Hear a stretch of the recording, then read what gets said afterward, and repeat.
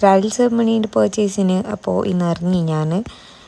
മെയിനായിട്ട് ഷെസ്ലാനും ഷെയറിനും ബേബിക്കുള്ള ഔട്ട്ഫിറ്റാണ്.